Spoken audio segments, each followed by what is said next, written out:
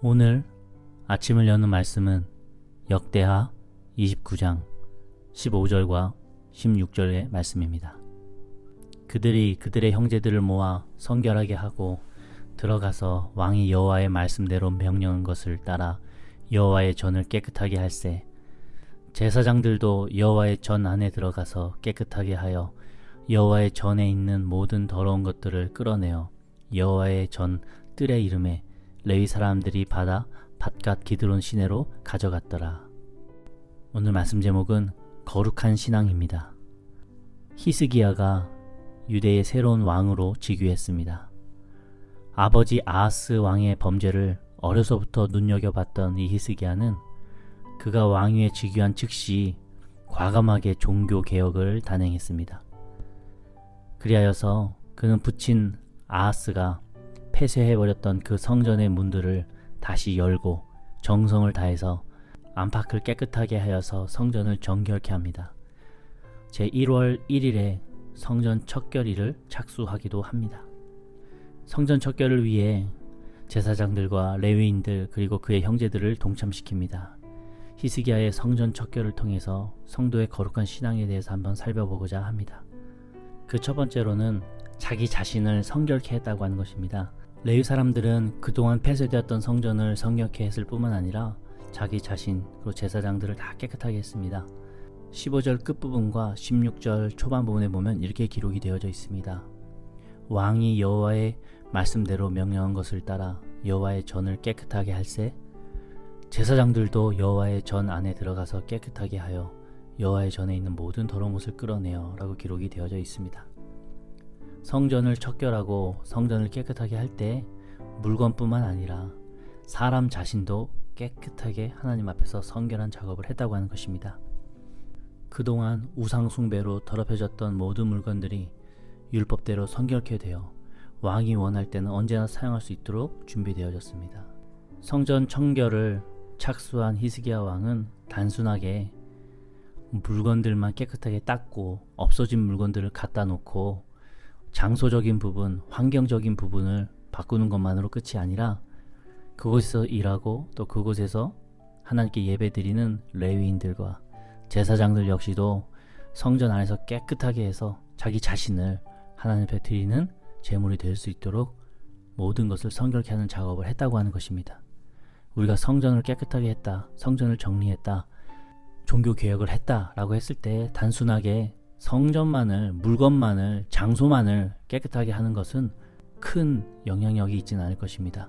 정말 중요한 성전 안에서 예배드리고 하나님 바라보면서 기도드리는 우리 자신이 깨끗하게 성결하게 될 때 그것이야말로 진정한 성전 척결, 종교개혁, 성전 정화 사건이라고 볼 수 있겠습니다. 예수님께서도 예루살렘에 들어가셔서 하나님의 성전을 보고 안타까워하시면서 그 앞에서 환전하는 사람들, 물건 파는 사람들, 이런 사람들의 물건들을 싹 뒤집어 엎으십니다.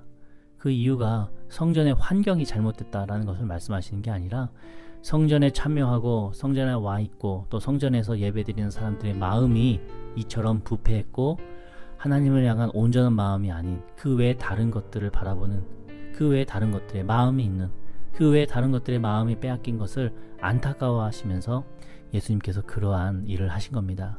히스기야 왕도 마찬가지입니다. 단순히 물건만 깨끗하게 닦았다고 해서 되는 것이 아니라 그곳에서 예배드리고 그곳에서 하나님 앞에 찬양드리는 사람들의 마음이 깨끗하게 닦여야 된다는 것을 히스기야 왕은 알고 있었습니다. 하나님의 성전의 기구들은 다 깨끗하게 닦아서 제자리에 놓여졌습니다. 마찬가지로 우리도 내 자신의 마음의 묵은 때들을 깨끗하게 닦아내고 하나님 앞에 온전하게 반짝반짝 빛나는 성전의 기구로서 주님의 앞에 나아가는 주의 자녀들이 되어야 할 줄로 믿습니다. 나는 깨끗하고 귀한 성전의 사람입니까? 한번 되돌아보기를 원합니다. 성전이 드디어 성결하게 되고 제사가 드려집니다.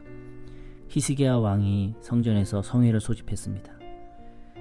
그는 성전이 복구되었다는 소식을 듣자마자 아침 일찍 일어나서 성전으로 갔습니다.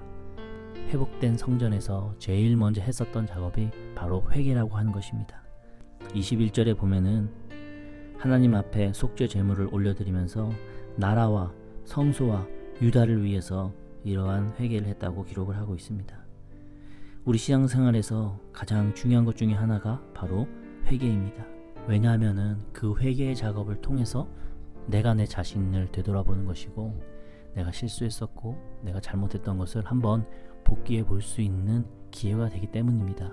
회개 없는 신앙은 내 갈 길대로, 나 좋을 대로 신앙생활하는 모습으로서 결국에는 나침반 없는 여행과도 같은 것입니다. 우리는 회개를 통하여서 주님께서 원하시는 방향을 잡을 수 있는 것이고, 회개를 통하여서 그 다음 단계로 나아갈 수 있는 하나님의 뜻을 받을 수 있는 것입니다. 히스기야는 7마리의 숫 염소를 제물로 바쳤습니다. 성경에는 7은 완전수를 의미합니다.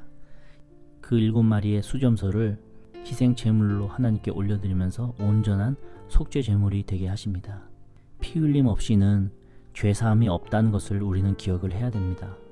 그래서 23절을 보면 히스기야 왕과 또 함께 참여했던 회중들이 속죄 제물로 드릴 그 숫 염소 위에 안수를 합니다.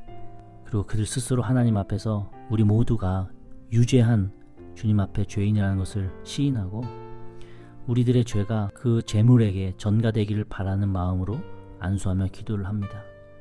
우리 역시도 믿음으로써 예수 그리스도께 우리의 죄를 기도하면서 맡기는 것입니다. 그럴 때 예수님께서 거룩한 어린 양이 되어 주셔서 우리 대신에 속죄 제물로 번제단 위에 올라가시는 것입니다. 그렇게 예수님께 우리의 죄를 전가하고 예수님께서 대신하여 돌아가심으로 우리의 죄가 사함을 받게 되는 것입니다. 그리고 그것이 속죄제라고 하는 것입니다. 우리는 예수님 이름으로 회개 기도를 하면서 우리의 죄를 예수님께 전가하고 있습니다. 그런데 그것이 너무 자주 또 너무 쉽게 이루어지다 보니까 이제는 그 어린 양 예수가 우리 삶 속에 너무 익숙하고 그 희생 제물이 너무 값싸져 버렸습니다. 그래서 죄짓고 전가하고 죄짓고 전가하고, 이것이 이제는 너무나도 일상이 되어버린 상황입니다. 오늘도 예수님께서는 우리 죄를 대신하여서 속죄 제물로 번제단 위에 올라가고 계시다는 것을 기억하면서, 히스기야가 성전 정화를 하고 성전을 깨끗하게 한 이후에 제일 먼저 드렸던 그 예배의 중심은 회개였다는 것을 기억하면서, 우리 역시도 진정한 회개로부터 시작되는 우리의 기도로부터 성전 정화가 하나하나 이루어진다는 것을 기억하시는 하루가 되시기를 바랍니다. 히스기야 왕의 성전 정화와 내 자신의 신앙 정화는 동일하다는 것을 기억하시면서 오늘 하루도 내 신앙을 정화하는 복된 하루 되시기를 간절히 축원합니다.